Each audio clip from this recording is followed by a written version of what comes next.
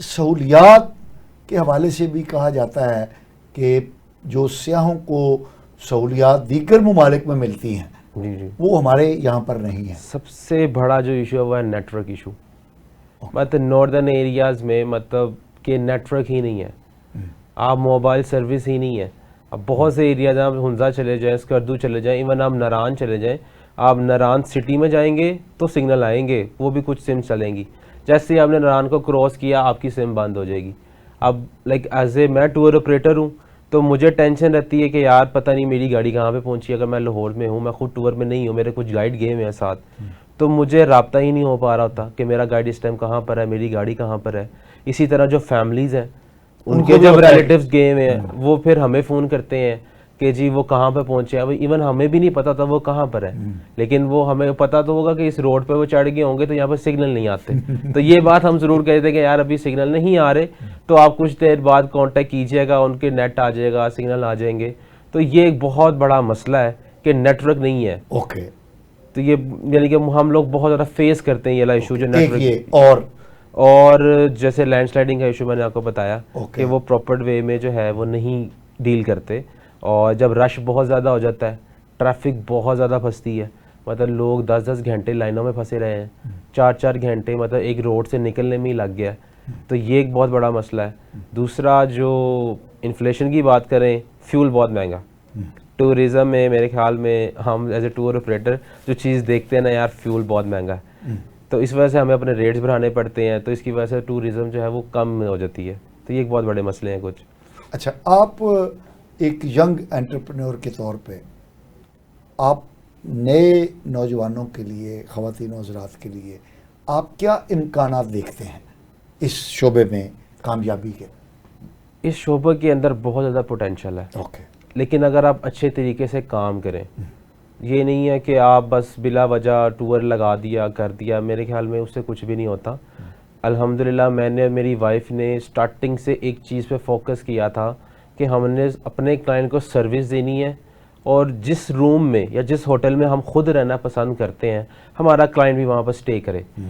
यही रीज़न है कि with like very short time हम लोग इतने ज़्यादा पॉपुलर हो गए बिकॉज ऑफ आवर सर्विसेज कि इन्होंने यार खाना बहुत अच्छा देते हैं। लाइक हमें हर एरिया का पता है कि यार इस रेस्टोरेंट से लाहौरियों को खाना अच्छा मिलना है, क्योंकि लाहौरी जाते हैं वो खाना खाना खाना, क्योंकि लाहौरी कहते हैं कि हमें खाना अच्छा नहीं मिलता, खाने के लिए जाते हैं। खाने के लिए जाते हैं, ये टूरिस्ट करने नहीं जाते मोस्टली, ये खाने जाते हैं, तो इनको खाने का बड़ा इशू होता है। तो अब हमारे जितने भी एरियाज़ हैं, स्कर्दू हो गया, हुंजा हो गया, कश्मीर हो गया, नारान हो गया, कलाम हो गया, हमने पिन पॉइंट किए हुए कि हमने अपने क्लाइंट्स को इन रेस्टोरेंट्स में भेजना है, इन होटल्स में भेजना है, कि हमारी सर्विसेज के ऊपर कोई सवाल ना उठा सके। तो मैं तो जितने भी आने वाले नौजवान हैं उनको भी यही कहूँगा, अगर आप काम करना चाहते हैं, इस काम के अंदर बहुत ज़्यादा पोटेंशियल है, तो आप अपनी सर्विसेज के ऊपर बहुत ज़्यादा फोकस रखिएगा। होटल सर्विसेज को देखें, आप गाड़ियाँ अच्छी देखें और अच्छे तरीके से काम करेंगे, विद द टाइम आप भी अल्हम्दुलिल्लाह ऊपर आ जाएंगे।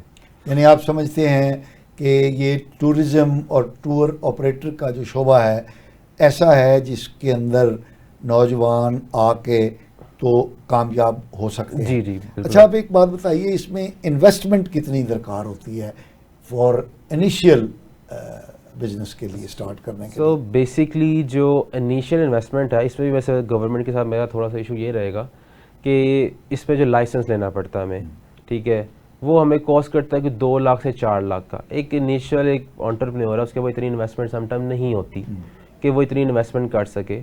तो गवर्नमेंट को ये चाहिए कि वो लाइसेंस जो है अपनी प्राइस कम करें। ये लाइसेंस कौन देता है? ये बेसिकली DTS है, डिपार्टमेंट ऑफ टूरिज्म सर्विसेज वाले, ये गवर्नमेंट की तरफ से लाइसेंस मिलता है। गवर्नमेंट ऑफ पाकिस्तान का इदारा? जी जी, DTS इसको कहते हैं, DTS license. Okay, DTS department of tourism services, DTS government of Pakistan का ये लाइसेंस देते हैं। जी जी। ओके, तो बेसिकली इसमें काफ़ी टाइप की होती हैं। अगर आपने फॉरेन टूर्स करने हैं, मतलब इंटरनेशनल टूर्स भी करवाने हैं, तो उनकी रिक्वायरमेंट कुछ और है। लेकिन अगर हम सिर्फ डोमेस्टिक की बात करें तो वो हमें ऑलमोस्ट कॉस्ट करता है 2 लाख से 4 लाख। उसके अंदर आपके पास गाड़ी होनी चाहिए जो कंपनी के नाम पे हो, फिर इसके अलावा आपका ऑफिस होना चाहिए। गाड़ी से मुराद बड़ी गाड़ी नहीं, 800 सीसी से यानी कि गाड़ी आपकी कंपनी के नाम पर होनी चाहिए।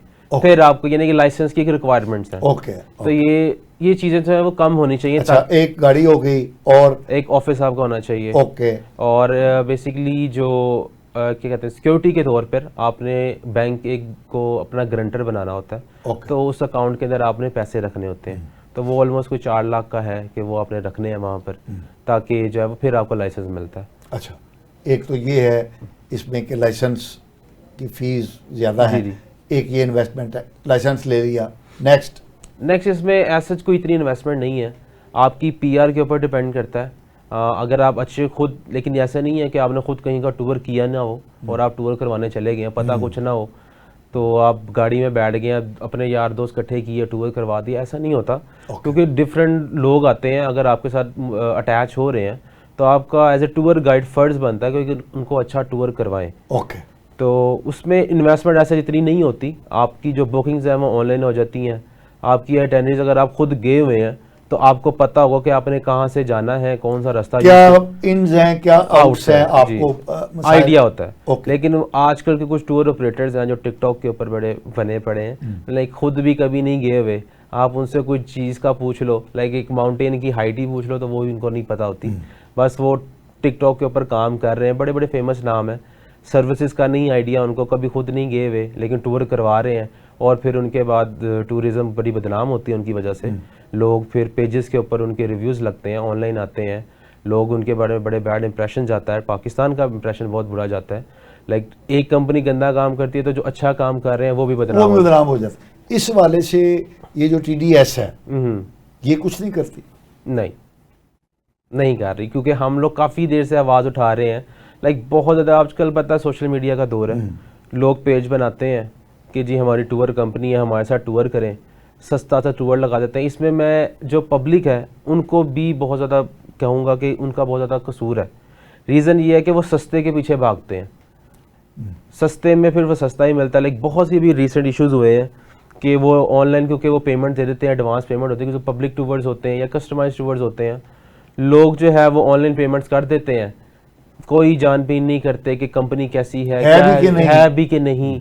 बस वो फेसबुक के ऊपर, इंस्टाग्राम के ऊपर देख लिया, अच्छा जी वो पोस्ट लगी हुई थी, बाकी कंपनीज 25,000 का टूर बेच रही थी, ये 15,000 का बेच रही हैं, चलो इनके साथ ही चलते हैं, सस्ते के पीछे भागते हैं। और जब एट दी एंड पता क्या चलता है कि वो तो कंपनी है ही नहीं, एग्जिस्ट ही नहीं करती, और वो पैसे गायब हो जाते हैं। ये बहुत ज़्यादा हो रहा है। इसमें जो है आई थिंक 70 to 80% पब्लिक का कसूर है। ओके। क्योंकि वो सस्ते के पीछे भागते हैं और तहकीक नहीं करते। आप, मुझे पब्लिक को चाहिए कि आप प्रॉपर तहकीक करें, उनके ऑफिस जाएं, आप चेक करें। आप चाहे एक ही सीट बुक करवा रहे हैं, आप एक दफ़ा पूरी अपने एरिया से, अपने इर्द गिर्द से पहले पता तो करें कि आया वो कंपनी एग्जिस्ट भी करती है कि नहीं, उसने कभी टूर भी करवाया कि नहीं, कि वो फेक ही वीडियोस लगा रहा है, लोगों की वीडियोस लगा देते हैं।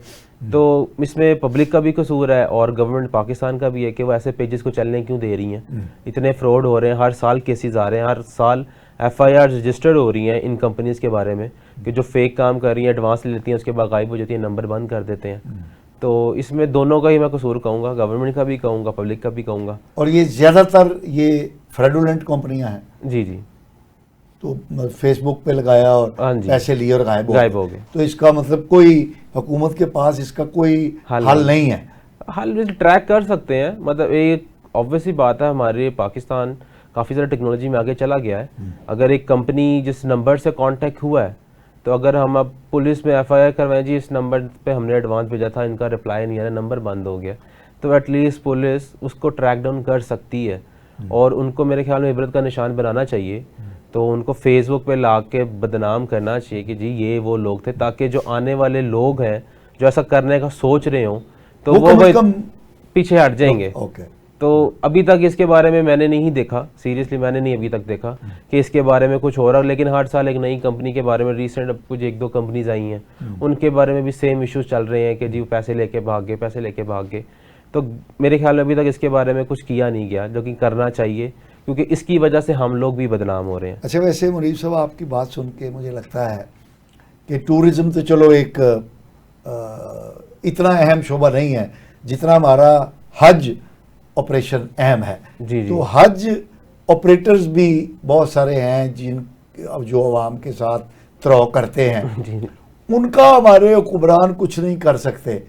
और वो तो बहुत बहुत बड़ी इन्वेस्टमेंट है। ठीक है। जी, तो ये आप जिन टूर ऑपरेटर्स की बात कर रहे हैं, वैसे इसमें ये है कि हुकूमत तो ठीक है, अपनी जगह पर है, हुकूमत को क्या करना चाहिए, लेकिन जो अवाम खुद अपने राइट्स को, अपने पैसों को प्रोटेक्ट करने के लिए जो कम से कम प्रिकॉशंस हैं वो नहीं लेते, तो मेरा ख्याल है फिर ऐसे लोगों को सबक मिलना चाहिए। उनको तो मिल रहा है सबक।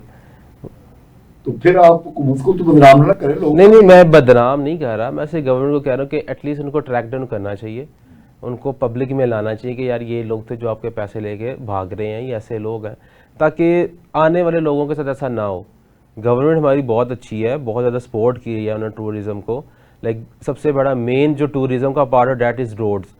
हमारी रोड्स अल्हम्दुलिल्लाह इतनी अच्छी हैं कि फॉरेनर्स भी आके तारीफ़ करते हैं हमारी रोड्स का। हमारी मोटरवे देख लें आप, हमारा KKH का रोड देख लें, हमारा स्कर्दू रोड देख लें। स्कर्दू आज से कोई 4-5 साल पहले पहुंचने में कोई 10 घंटे लगते थे सिर्फ जगलोट से, अब सिर्फ 2 घंटे में पहुंच जाते हैं। अच्छा, तो इतनी स्कर्दू शानदार रोड जी है। इतना शानदार रोड हो गया हुआ है। स्कर्दू अब जो है वो पाकिस्तान की हॉट आइटम्स में आ चुका हुआ है। ओके। बहुत ज़्यादा फॉरेनर्स आ रहे हैं इस स्कर्दू को देखने के लिए। स्कर्दू इस टाइम लेके कह सकते हैं कि सबसे ज़्यादा इन्वेस्टमेंट जो हो रही है वो स्कर्दू में हो रही है। इतने इतने बड़े होटल्स वहाँ पर आ गए हैं, मल्टी नेशनल चेन्स जो है वो स्कर्दू में ऑपरेट हो रही हैं। हुंजा में तो ऑलरेडी हो रही थी, अब वो स्कर्दू की तरफ जा रही हैं। तो इसमें मैं हाँ, मैं गवर्नमेंट का बहुत बड़ा पार्ट है